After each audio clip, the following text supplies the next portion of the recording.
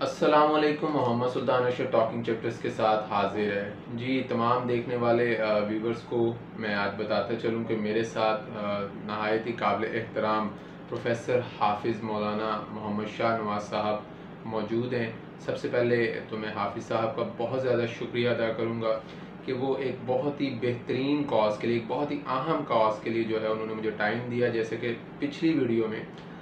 جو transgender act protection act 2018 پہ میں نے آپ لوگوں سے بات کی تھی، اس کے اختتام پہ میں نے آپ لوگوں سے کہا تھا کہ ضرور میں آپ لوگوں کے سامنے theological point of view, religious point of view رکھوں گا۔ ہم جاننے کی کوشش کریں گے کہ شریعت ہمیں کیا کہتی ہے، فقہ ہمیں کیا کہتی ہے۔ شریعت اور فقہ کے متعلق بہت ہی سیر حاصل جو ہے وہ علم رکھتے ہیں، بہت وسیع مطالعہ رکھتے ہیں پروفیسر مولانا شاہ نواز صاحب۔ سب سے پہلے تو میں ان کا بہت شکریہ ایک دفعہ پھر ادا کروں گا۔ آج ہم ان سے کچھ سوال و جواب کریں گے جو 2018 کا ٹرانسجینڈر پروٹیکشن ایکٹ ہے اس کو لے کے۔ جی کیسے ہیں آپ؟ جی الحمدللہ، بہت بہت شکریہ سر سلطان آپ کا کہ آپ نے مجھے اس بہت ہی زیادہ اہم معاملے کے اوپر آپ نے گفتگو کرنے کے لیے مجھے تھوڑا سا وقت دیا ہے اپنے ساتھ۔ الحمدللہ میں ٹھیک ہوں، اللہ کا کروڑ کروڑ شکر ہے الحمدللہ۔ جزاک اللہ خیر جی۔ اگر میں سوال کا آغاز کروں تو سب سے پہلا سوال جو میں حافظ صاحب سے کرنا چاہوں گا وہ یہ ہے کہ یہ ٹرانسجینڈر ایکٹ ہے کیا؟ What is basically what is transgender act is, عام الفاظ میں ہم اس کو کیسے جو ہے وہ ڈیفائن کر سکتے ہیں، سادہ الفاظ میں ہم اس کو کیسے بیان کریں گے؟ جی حافظ صاحب۔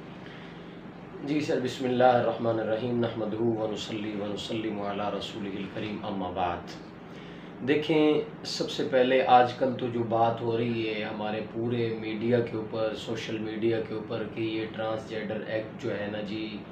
یہ منظور ہونے جا رہا ہے۔ پہلی بات تو یہ ہے کہ یہ منظور ہو چکا ہے اور اس کو سب پارٹیوں نے، سب بڑے بڑے لیڈروں نے اسے منظور کیا ہے، اور اس کو منظور ہونے کے بعد اس وقت اس ایکٹ کو قابل تعریف کہا جا رہا ہے۔ اور یاد رکھیں کہ یہ ایکٹ 2017 کے اندر جب شاید خاقان عباسی کے آخری دن تھے، ان دنوں میں اس کو چپکے سے پیپل پارٹی نے پیش کیا، اور اس کو رہنمائی کرنے والی تو پیپل پارٹی تھی، لیکن اس کے ساتھ ساتھ جو ان کو کیا کرنے والے تھے، پش کرنے والے تھے، وہ مسلم لیگ کے لوگ بھی موجود تھے اور تحریک انصاف کے لوگ بھی موجود تھے۔ اور سینیٹر مشتاق صاحب سے جب یہ بات ان کے سامنے آئی اور انہوں نے ان سے جب یہ بات ہوئی تو انہوں نے یہ بتایا ہے کہ دیکھیں، جب یہ ایکٹ پیش کیا گیا اسمبلی کے اندر تو اس وقت میں نے اس کو روکنے کی، جب اس کے اوپر میں نے بات کی تو اس وقت جو عمران خان کی حکومت کی سینیٹر شیریں مزاری تھیں وہ اس کے خلاف کھڑی ہو گئیں، اور انہوں نے کہا ہے کہ آپ کو پتہ ہے کہ اس ایکٹ کی منظوری کے اوپر ہمیں ٹرمپ جو ہے نا جی ہم سے خوش ہو رہا ہے، اور ہمیں پوری دنیا سے جو ہے نا جی دادیں وصول ہو رہی ہیں، اور انہوں نے اس کے اوپر بہت زیادہ ان کے اوپر پریشر ڈالا ہے کہ آپ یہ کیسے کر سکتے ہیں، کیسے اس کے خلاف بول سکتے ہیں۔ تو سینیٹر مشتاق صاحب فرماتے ہیں کہ میں تو اس وقت اس کے خلاف ہو گیا، اور اصل میں اس کا فلسفہ کیا ہے، اس ایکٹ کو منظور کرنے کا فلسفہ یہ ہے سر کہ ہم ویسے تو نعرہ لگا رہے ہیں کہ ہم امریکہ کی غلامی نہیں کرنا چاہتے، ہم کسی کے غلام نہیں بننا چاہتے، حالانکہ یہ اصل میں جو ہے وہ اپنے آقاؤں کی، امریکہ کے بڑوں کی جو ہے نا جی ان کو خوش کرنا ہے۔ اور یاد رکھیے یہ ہماری بدنصیبی یہ ہے کہ ان ممالک میں بھی، برطانیہ میں، امریکہ میں بھی اگر ایسے قوانین ہیں تو وہ ایسے قوانین نہیں ہیں۔ ایسا ہے کہ اگر آپ نے کسی کو یہ فیل ہوتا ہے کہ کوئی، جیسے انہوں نے آج یہ کیا اس کے اندر شکیں ڈالی ہیں کہ جیسے کہتے ہیں کہ ٹرانسجینڈر ہے کیا، دیکھیں یہ اس کے اندر انہوں نے 3 قسم کی جو ہے نا جی شکیں ڈالی ہیں۔ پہلی قسم یہ ہے کہ ایک بندہ قدرتاً کیا ہو جاتا ہے، اللہ کی طرف سے ہی کیا پیدا ہو جاتا ہے، مخنث پیدا ہو جاتا ہے، اور وہ یعنی اس کے اندر مرد اور عورت والی نہیں ہوتی خواہشات، تو وہ تو جائز ہے، وہ ٹھیک ہے، اس کا عورت کے ساتھ پردہ بھی نہیں ہے، وہ مرد کے ساتھ بھی رہ سکتا، یعنی بیٹھ سکتا ہے، عورتوں کے ساتھ بھی بیٹھ سکتا ہے، اس کے بارے میں نہیں. لیکن جو دو اگلی شکیں ہیں وہ بڑی خطرناک ہیں. وہ یہ ہے کہ اگر آپ ایک بندہ ایسا ہے کہ اس کا ایکسیڈنٹ ہوتا ہے, ایکسیڈنٹ کے اندر اس کی مردانہ قوت ضائع ہو جاتی ہے یا کم ہو جاتی ہے یا اسے کوئی بھی مسئلہ ہو جاتا ہے, تو وہ جاتا ہے نادرہ کے پاس, اور نادرہ کے پاس جا کر کے وہ یہ کہتا ہے کہ جی اب میرے اندر وہ والی جو قوت تھی یا وہ والے جو میری اندر فیلنگ تھی وہ ختم ہو گئی, لہذا اب میں اپنے آپ کو عورت کہنا چاہتا ہوں, لہذا مجھے عورت ڈکلیئر کیا جائے. تو کہتے ہیں اس قانون میں یہ ہے کہ یہ نادرہ کے لوگ اس بات کے پابند ہیں کہ اس کو کیا کریں جی, عورت کہیں, اس کو عورت ڈکلیئر کریں, اس کو عورت لکھیں اس کے شناسی کارڈ پہ, اس کے آئی ڈی کارڈ پہ عورت. اور اس سے خرابی کیا ہوگی, اس سے خرابی یہ ہوگی کہ جو عورتوں کے پولنگ سٹیشن ہیں, یہ مرد جس نے اپنے آپ کو عورت کہلوایا یہ وہاں بیٹھ سکتا ہے, جہاں عورتیں بیٹھتی ہیں, ہماری خواتین بیٹھتی ہیں, یہ وہاں بیٹھ سکتا ہے. جو ٹوائلٹ, جو واش روم ہماری عورتیں استعمال کرتی ہیں, جیسے ہم سفر میں ہوتے ہیں کہ جہاں پہ پارکنگ ایریا کے اندر گاڑیاں کھڑی ہوتی ہیں, عام روٹین میں آپ نے دیکھا ہوگا کہ سائڈیں چینج ہوتی ہیں, خواتین کے الگ ہیں مردوں کے الگ ہیں. اب وہ آدمی خواتین کے واش روم استعمال کر سکتا ہے اور آپ اس کو روک بھی نہیں سکتے. اگر آپ روکیں گے تو آپ قانونی مجرم ہوں گے. اور تیسری یہ ہے کہ کوئی آدمی کہتا ہے کہ میرے اندر عورت والی فیلنگ آ رہی ہے, میرے اندر مرد والی فیلنگ آ رہی ہے, تو وہ عورت جا کے اپنے آپ کو مرد کہہ سکتی ہے. صرف احساس کی بنیاد پر وہ کیا کر دیتے ہیں جی, قانون بنا دیتے ہیں کہ ہمارا فیصلہ کریں, ہم مرد ہیں اور خواتین. تو یہ ایکٹ بہت خطرناک ہے, اس سے بہت زیادہ مسئلے مسائل کھڑے ہو سکتے ہیں. جی, اس سے تو پھر اندازہ ہو رہا ہے کہ ہم ایک اسلامی ملک میں جو کہ باقاعدہ طور پہ معرض وجود میں اسلام کے نام پر آیا, ہم شریعت کے ساتھ اور اسلام کے ساتھ بلکہ خدا کے بنائے ہوئے قوانین کے ساتھ ٹکر لے رہے ہیں. بالکل ایسا ہے, اور یہ تو بڑے نقصان دہ ثابت ہوں گے. اینی ویز, آپ کا وقت بہت قیمتی ہے, تو میں مزید آپ سے سوال کرنا چاہوں گا کہ یہ جو ٹرانسجینڈر ایکٹ پروو ہوا ہے 2018 میں, آیا اس سے جو ریئل میں مخنث حضرات ہیں جنہیں ہم ہجڑا بھی کہتے ہیں, کیا وہ اس ایکٹ سے راضی ہیں؟ کیا اس میں ان کے لیے کوئی فائدہ نظر آ رہا ہے یا کوئی رائٹ لیفٹ سے ان کے لیے نقصان ہی نقصان ہے؟ جی کیا کہیں؟ یہ دیکھیں, ہاں بہت اچھا سوال کیا آپ نے کہ کیا اس سے یہ جو مخنث حضرات جو ریئل میں ہیں, جن کو اللہ تعالیٰ کی طرف سے بنایا گیا ہے, اللہ تعالیٰ نے ایک آزمائش ڈالنی ہے. پہلی تو بات یہ ہے کہ وہ اگر ہمارے معاشرے میں ہوں تو ہمیں ان کے ساتھ اچھے سلوک کے ساتھ رہنا چاہیے. ان کو کوئی تانا, ان کو کوئی میڑا وغیرہ, ان کو کوئی بات نہیں مارنی چاہیے. اور ہمارے معاشرے میں اس چیز کی بہت کمی ہے, لوگ ان کو بڑی غلط نظر سے دیکھتے ہیں اور یہ بہت بری بات ہے. باقی یہ جو قانون ہے یہ جس وقت سے پیش ہوا ہے 2017 اور 2018 کے اندر جب اس کی منظوری ہوئی, تو اس وقت بہت زیادہ مظاہرے کیے ہیں ان مخنث حضرات نے کہ یہ تو ہمارے حقوق کو تم کیا کر, یہ ان کو کہا گیا کہ ہم آپ کی فیور میں قانون پیش کر رہے ہیں, تو انہوں نے مظاہرے کیے کہ اس سے تو ہمارے حقوق پامال ہوں گے, اس سے تو ہمیں جو ہے نا جی لوگ کیا کریں گے, اور زیادہ خرابیاں پیش ہوں گی کہ جو لوگ نہیں ہیں وہ بھی ہمارے ساتھ شامل ہو جائیں گے اور ہمارے حقوق ختم ہو جائیں گے. اس پہ ان لوگوں نے خود بہت زیادہ مظاہرے کیے ہیں اور وہ بالکل بھی اس چیز سے راضی نہیں ہیں. یعنی اس سے تو ایسے ہی نظر آ رہا ہے کہ جو مخنث ہیں جن کے نام پہ یہ بل پیش ہوا ہے, ان کے لیے تو نقصان ہی ہوا, ان کے لیے بہت زیادہ الٹا مصیبت کا شکار ہو گئے, ان کے بہت سے حقوق جو ہیں وہ مارے جائیں گے. اینی ویز, اب میں چاہوں گا کہ آپ قرآن و حدیث کی روشنی میں بتائیے کہ جو جنس تبدیل کرنے کا ٹرینڈ چل پڑا ہے ہمارے معاشرے میں, دنیا بھر میں, آیا یہ درست ہے یا غلط ہے؟ قرآن و حدیث اس کے متعلق کیا فرماتا ہے؟ آپ ہماری رہنمائی کریں, دیکھنے والوں کی بہت شکریہ. جی سر, دیکھیں سب سے پہلی بات تو یہ ہے کہ جنس تبدیلی, اب یہ دیکھیں کہ آپ کے بھی یہ نالج میں ہوگا کہ جب سے یہ بل پیش ہوا ہے اس وقت سے لے کے آج تک تقریباً کوئی نادرہ کے اندر 30,000 کے قریب ایسی درخواستیں جو پہنچ چکی ہیں, اور لوگوں نے اپنی, مرد نے عورت ڈکلیئر کروایا, عورت نے مرد ڈکلیئر کروایا ہے, مرد خواتین لکھوائے, یہ بہت زیادہ. اور قرآن و سنت کی روشنی میں اگر میں آپ سے بات کروں تو یاد رکھیے گا, ہماری شریعت تو اتنا زیادہ یہ ہے کہ عورت مرد کہلوائے اپنے آپ کو. باقی سائنس نے یا میڈیکل نے اس کے لیے بہت زیادہ کوششیں کی ہیں. پہلی بات تو یہ ہے کہ جی مرد کو جو ہے نا جی اس کے سارے اعضاء ختم کر کے اس کو عورت بنا دیا جائے، یا عورت کے جو ہے نا جی سارے اس کو ختم کر کے. ایسا کچھ بھی نہیں ہے.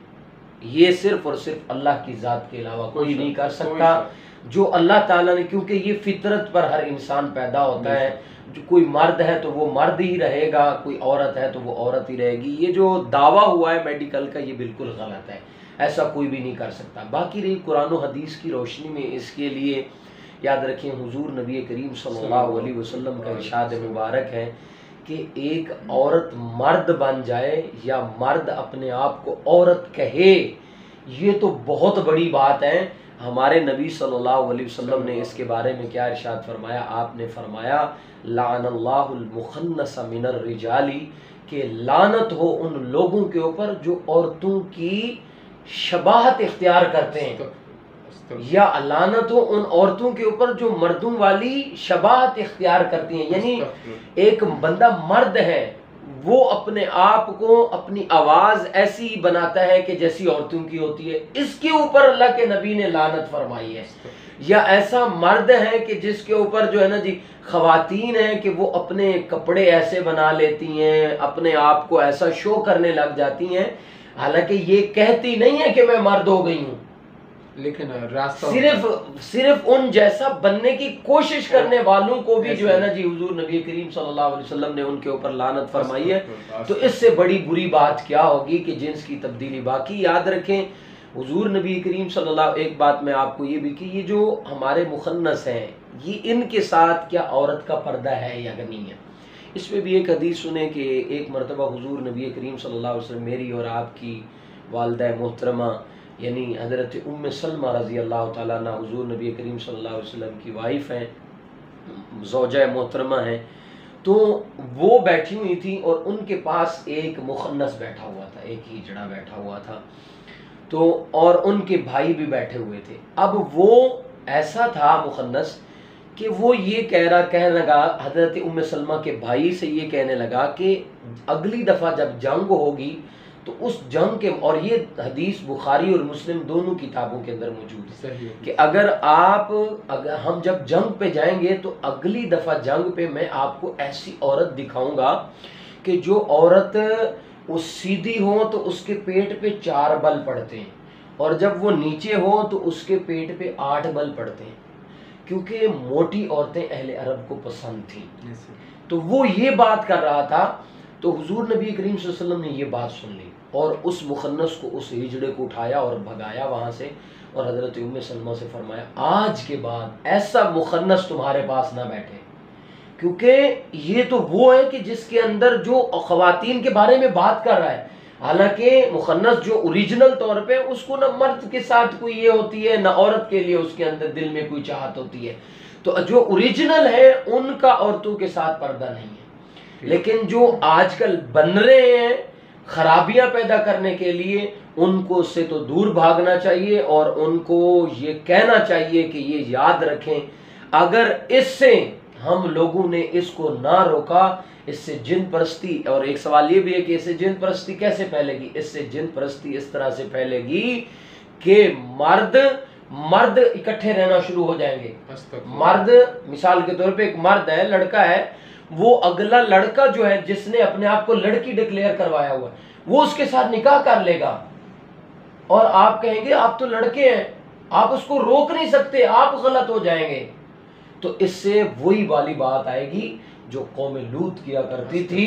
جو قوم لوط والے کام ہوا کرتے تھے وہی ہوں گے. اور پھر قوم لوط کے ساتھ اللہ تعالیٰ نے کیسا بڑا زبردست ان کے اوپر عذاب نازل کیا کہ پوری بستی کو اللہ نے آسمان پہ اٹھایا اور اٹھا کر کے زمین پہ مارا، اور مارنے کے بعد بس نہیں بلکہ اوپر پتھروں کی بارش اللہ تعالیٰ نے فرمائی اور ان کو نیست و نابود کیا. خدارا یہ جتنے بھی بڑے حضرات جو آج بیٹھے ہوئے ہیں، اتنے بڑے بڑے علماء کے وارث بن کے، سربراہ بن کے اور خاموش ہو کے بیٹھے ہوئے ہیں اس بات کے اوپر، اور اس سے بڑا سیاہ دن اور ہے ہی نہیں ہو سکتا کہ جو ہے نا جی یہ قرآن و حدیث کے بالکل مخالف ایک قانون پاس ہو گیا، اور کوئی مظاہرے اور کوئی بات نہیں ہو رہی، کہیں ایسا نہ ہو کہ اس کی لپیٹ کے اندر پھر سب کے سب لوگ آ جائیں، اللہ تعالیٰ کی ناراضگی میں ہم آئیں۔ سب لوگوں کو یہ چاہیے، ہماری نیشنل اسمبلی میں جنہوں نے اس ایکٹ کو پیش کیا ہے ان لوگوں کو چاہیے کہ وہ توبہ کریں اور معافی مانگیں اللہ تعالیٰ سے، اور ایسے عذاب کو کیا کریں، آواز نہ دیں کہ جس سے اللہ اور اللہ کا رسول ناراض ہو۔ اللہ تعالیٰ ہم سب لوگوں کو عمل کی توفیق عطا فرمائے۔ آمین جی، استغفر اللہ۔ جزاک اللہ خیر۔ امید کرتا ہوں کہ جو میرے سننے والے سامعین ہیں، ویورز ہیں، وہ اس بات کو بڑی حد تک سمجھ چکے ہوں گے کہ یہ کوئی عام معاملہ نہیں ہے، یہ کوئی سیاسی معاملہ نہیں ہے، اور نہ ہی یہ صرف کوئی مذہبی معاملہ، بلکہ اس کا تعلق سوسائٹی کے ساتھ ہے۔ جو ہماری سوسائٹی کا تانا بانا ہے وہ بالکل بکھر کے رہ جائے گا۔ یہاں پہ میں جاتے جاتے حافظ صاحب سے ایک سوال اور کرنا چاہوں گا کہ آیا اس ایکٹ کے بعد یہ جو جنس کی تبدیلی ہے، اس کے بعد کیا وراثت کے قوانین پہ بھی کوئی اثر پڑے گا؟ جو ہمارا شریعہ کے مطابق، جو اسلام کے مطابق وراثت کا کلیہ ہے، کیا اس پہ بھی کوئی اثر پڑے گا؟ میں چاہوں گا کہ مختصر سے الفاظ میں یہ ضرور اس کو بیان کریں۔ یہ بھی ایک بحث جو ہے آج کل بہت چل رہی ہے۔ جی حافظ صاحب۔ جی سر، دیکھیں سب سے پہلی بات تو یہ ہے کہ اللہ تعالیٰ نے، میں نے جیسے پہلے بھی یہ بات کی ہے کہ اللہ تعالیٰ نے جتنے بھی انسانوں کو پیدا کیا ہے وہ فطرت پر پیدا کیا ہے۔ جو مرد ہے وہ مرد ہی رہے گا، چاہے وہ جو کچھ اپنے آپ کو سمجھتا رہے۔ دیکھیں ہم اپنے آپ کو تبدیل کر سکتے ہیں لیکن شریعت تبدیل نہیں ہو سکتی، اللہ کے دیے ہوئے قوانین تبدیل نہیں ہو سکتے، اللہ کی لائے ہوئی باتیں، اللہ کی آئے ہوئے قوانین، ان کے اندر کوئی تبدیلی نہیں ہو سکتی۔ اب میں کھڑا ہو کے کہنے لگ جاؤں کہ میں یہ ہو گیا ہوں، یا کوئی کھڑا ہو کے کہنے لگ جائے میں عورت بن گیا ہوں، تو اب اس سے یہ لازم نہیں آتا کہ جس طرح وراثت کے اندر لڑکے کے لیے 2 حصے ہیں اور لڑکی کے لیے 1 حصہ ہے، اب ایک لڑکی اٹھ کے وراثت حاصل کرنے کے لیے کیا کہہ دیتی ہے کہ میں لڑکا ہو گئی ہوں، لہذا اب میرا حصہ بھی زیادہ ہونا چاہیے، لہذا قرآن و حدیث کی روشنی میں اس کا وہی حصہ ہوگا جو اس کی اصل میں جنس ہے، اور اپنے آپ کو کچھ کہنے دینے سے اللہ کا قانون تبدیل نہیں ہوگا، بلکہ حصہ وہی ملے گا جو اس کا ہوگا۔ باقی آگے دیکھیں جیسے ہماری بدھو عدالتیں ہیں، وہ اگر اس کے بارے میں ظاہر سی بات ہے جو یہ کہہ سکتی ہیں کہ جی لڑکا لڑکی بن سکتا ہے، لڑکی لڑکا بن سکتی ہے، تو وہ یہ بھی کہہ سکتے ہیں کہ جی ان کے حصے کے بھی زیادہ ہو سکتے ہیں، لہذا لیکن قرآن و حدیث کی روشنی میں جس کا جو حصہ اللہ تعالیٰ نے متعین کیا ہے اس کو وہی ملے گا، اس کے اندر کوئی تبدیلی نہیں ہوگی۔ جی میں امید کرتا ہوں کہ جی آپ لوگوں کے ذہن میں جو بھی کوئی سوال ہوگا اس ٹرانسجینڈر پروٹیکشن ایکٹ 2018 کو لے کر، ان تمام سوالوں کے جوابات جو ہیں وہ پروفیسر مولانا شاہ نواز صاحب نے بڑے آسان طریقے سے جو ہیں وہ پیش کیے ہیں اس پروگرام کے ذریعے۔ جانے سے پہلے اپنا بہت سا خیال رکھیے گا، اور اس بات کو زیادہ سے زیادہ شیئر کریں، اپنے بچوں کے ساتھ بھی اس کو ڈسکس کریں، اپنے بڑوں کے ساتھ بھی ڈسکس کریں، اور جانے سے پہلے چینل کو لائک، سبسکرائب اور شیئر کرنا نہ بھولیے گا۔ بلکہ میں آپ کو بتاتا چلوں کہ پروفیسر شاہ نواز صاحب جو ہیں وہ بڑے ایکٹیو ٹیچر بھی ہیں، پرائیویٹ سیکٹر میں پڑھاتے ہیں، اس کے علاوہ یوٹیوب پہ بھی جو ہیں یہ باقاعدہ کام کر رہے ہیں۔ تو ان کے چینل کا جو ڈسکرپشن لنک ہے وہ انشاءاللہ میں ڈسکرپشن میں شیئر کروں گا، تو آپ نے ضرور ان کو بھی پروموٹ کرنا ہے، ان کا جو چینل ہے اس کو بھی آپ نے لائک، سبسکرائب اور شیئر کرنا ہے۔ اپنا بہت سا خیال رکھیے گا، انشاءاللہ جلد اس کے اوپر میں کوشش کروں گا کہ جو پولیٹیکل پوائنٹ آف ویو ہے ٹرانسجینڈر ایکٹ پروٹیکشن ایکٹ 2018، کسی لائر سے بھی جو ہے ہم اس کے اوپر بات چیت کریں گے، کیونکہ اب عدالت میں جو ہے اس کے خلاف پٹیشن دائر ہے، تو لیٹ سی وہاں کیا ہوتا ہے۔ اللہ پاک پاکستان پہ اپنا کرم کرے۔ یہ ریاست اسلام کے نام پہ بنی تھی، اور اسلام اگر یہاں پر قائم رہے گا تو یہ ریاست قائم رہے گی، ورنہ اس کو تباہی سے کوئی نہیں بچا سکتا۔ اپنا بہت سا خیال رکھیے گا۔ حافظ صاحب آپ کا بھی بہت شکریہ، جزاک اللہ خیر، آپ نے اپنے قیمتی وقت میں سے مجھے ٹائم دیا، میرے ناظرین کو ٹائم دیا۔ اللہ حافظ۔